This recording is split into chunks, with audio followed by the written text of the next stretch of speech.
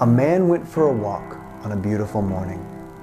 But not 100 feet outside his door, he realized he had made the wrong choice in footwear. He was wearing sandals that would rub his feet and give him blisters.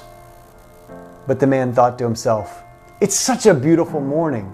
Besides, my feet don't hurt at all." So he kept walking.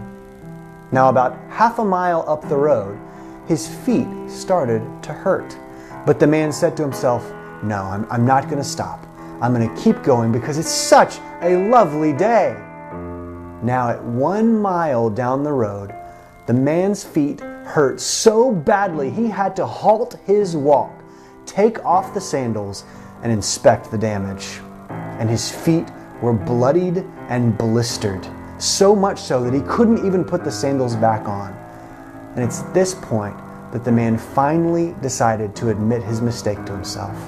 He turned around and went back home, holding his sandals the whole way.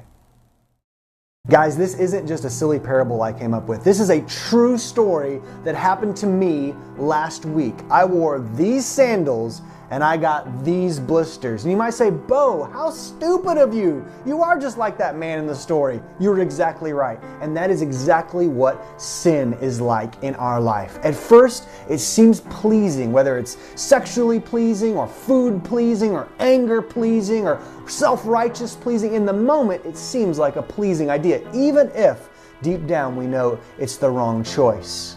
But we keep going and keep going. And if we do not turn from sin and we stay in sin, the repercussions of that sin can be so ugly and so devastating. And though you can make your choices, you cannot usually choose your consequences. And in this case, I have 2 feet full of blisters that hurt like fire right now, even days later.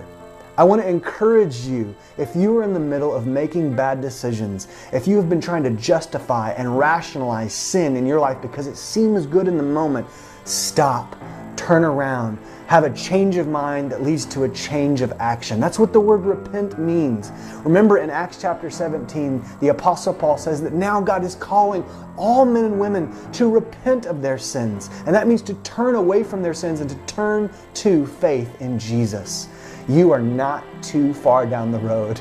You can turn around and you will be forgiven, because that's how awesome what Jesus has done for us is. And that's how awesome Jesus is. Turn from your sin, quit justifying or rationalizing your mistakes, and run back home.